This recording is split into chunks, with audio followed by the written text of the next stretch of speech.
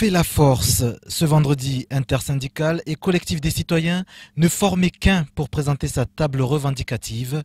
Un document stratégique regroupant plusieurs mesures dans l'optique de lancer enfin le chantier du développement promis au dernier département de la République française.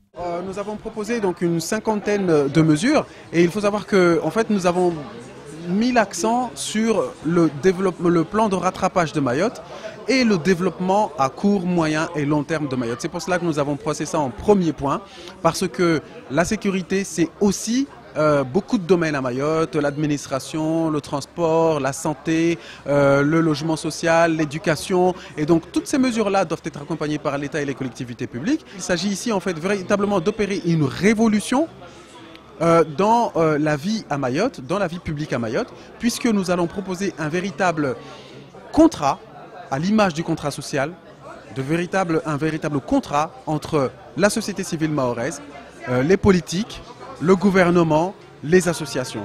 Après 3 semaines de grève générale contre l'insécurité, Mayotte reste en attente d'un signal fort en provenance de Paris. Et le miracle pourrait bien se produire avec la venue, en début de semaine prochaine, de la ministre des Outre-mer, Annick Girardin, prête à venir sur l'île après la rentrée scolaire prévue ce lundi, et seulement si le dialogue est possible. Si on lui donne toutes les prérogatives pour répondre et prendre des décisions sur nos questionnements, sur nos interrogations et sur nos revendications, écoutez, Mayotte c'est un territoire français et nous avons toujours dit que c'est un territoire français, elle est chez elle. Mais on ne peut pas se permettre au jour d'aujourd'hui de poser des conditions, notamment de dire que je viendrai à Mayotte si les écoles sont ouvertes. Alors que nous sommes en grève justement parce que les écoles ne sont pas ouvertes, les écoles, il n'y a pas de sécurisation dans les écoles. Donc il ne faut pas que ce soit un serpent qui se mord la queue. Et l'intersyndicale et le collectif des citoyens annoncent d'ores et déjà la fermeture des écoles jusqu'à nouvel ordre. La lutte continue donc pour la population du 101e département.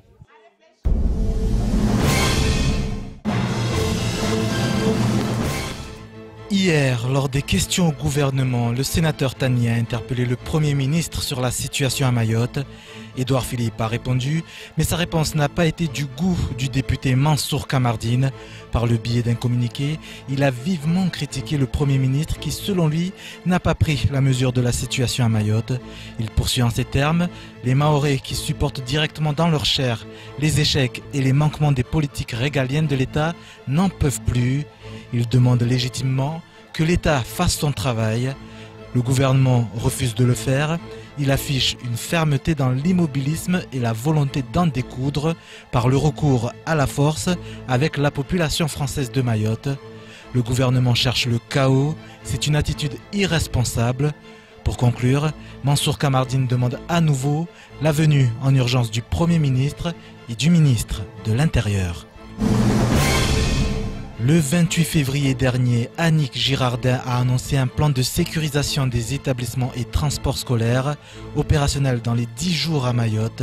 Hier, dans l'après-midi, une réunion entre le préfet, le vice-recteur et les forces de sécurité intérieure a eu lieu pour valider le plan et préparer la rentrée scolaire ce lundi. Ce plan s'articule autour de 3 volets. Les actions menées dans le cadre des transports scolaires, aux abords des établissements scolaires et dans les établissements scolaires. Selon la représentation de l'État, ce plan doit permettre un renforcement des moyens dédiés à la sécurité scolaire avec plus de 160 effectifs supplémentaires au profit des élèves. Il convient par ailleurs d'ajouter les derniers renforts des forces mobiles qui auront pour tâche principale d'assurer cette sécurisation des établissements et transports scolaires. La préfecture conclut que ce plan nécessite un partenariat étroit avec l'ensemble de la communauté éducative. Depuis le début du mouvement de grève générale, le service étranger à la préfecture est fermé. Chaque jour, la préfecture envoie un communiqué aux différentes rédactions de l'île pour informer de la fermeture exceptionnelle du service. Néanmoins, l'institution ne se justifie pas quant aux raisons pour lesquelles les portes restent closes. En effet, depuis lundi, les agents du service de l'État sont en grève pour réclamer de meilleures conditions de travail. Ils ne sont plus en nombre suffisant pour traiter les demandes et ne font que délivrer des récépissés.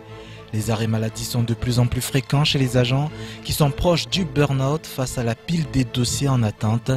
Par ailleurs, un récépissé ne permet pas de travailler et laisse les demandeurs dans une situation de précarité extrême. Mercredi matin, les agents du bureau des étrangers faisaient grève devant les portes d'une préfecture incapable d'assurer ses missions régaliennes.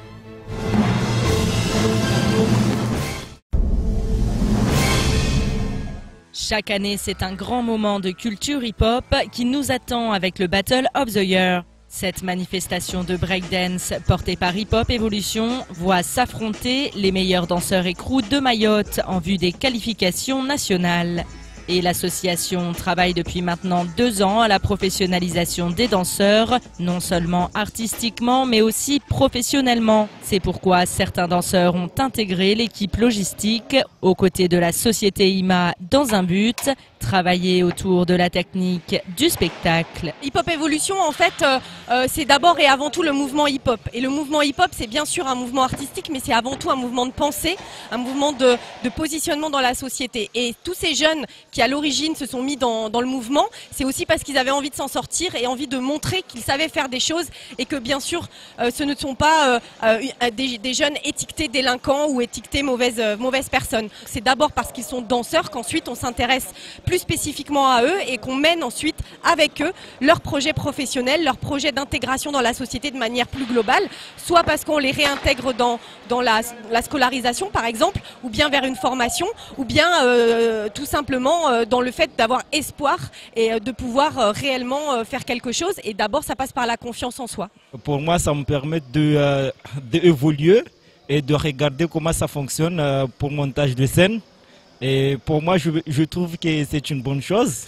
Demain, normalement, on est là pour le Boti et on va participer aussi. Et spécificité de cette année, l'association a misé sur les rencontres intergénérationnelles, mêlant des crews évoluant depuis des années sur la scène Boti avec 3 crews juniors. Khaled, 13 ans, montera ainsi sur scène demain soir. C'est la première fois que je vais participer. J'aime le break, je suis content. Et ça te fait pas peur d'être sur scène? Non. Et malgré la compétition, la solidarité entre danseurs reste de mise. Ce que j'apprécie beaucoup, et ça c'est le mouvement hip-hop qui veut ça, c'est qu'ils sont chaperonnés et qu'ils sont au-delà d'une compétition, même si les crews sont en compétition, eh bien les grands en fait ont envie d'aider les petits et ils sont très contents de les accueillir avec eux sur la scène Battle of the Year, donc n'hésitez pas à venir. Demain, chaque crew présentera son show chorégraphique afin de se qualifier et Mousse est plutôt confiant. Pour cette année, nos objectifs c'est de gagner le Boti et de viser loin. Il n'y a pas trop de pression. Je participe au Boti parce que comme je vis ici à Mayotte et que j'aime le break, donc je sais pas pourquoi rater une occasion comme le Boti Mayotte.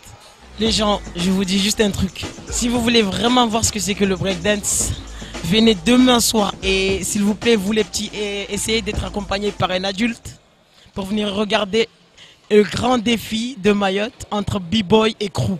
Et en ces temps troublés, on peut se demander si, comme beaucoup d'autres événements, celui-ci ne sera pas annulé pour cause de sécurité. Sophie UV nous a répondu. C'est vrai que la sécurité est un élément important, on le sait, hein, et notamment avec le contexte actuel. Donc il y a eu des réunions en amont avec la préfecture, avec notre société de sécurité privée, et puis également avec l'ensemble de nos bénévoles.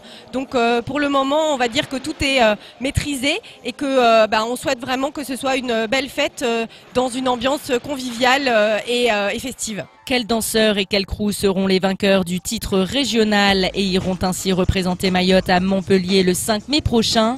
Réponse ce soir et demain.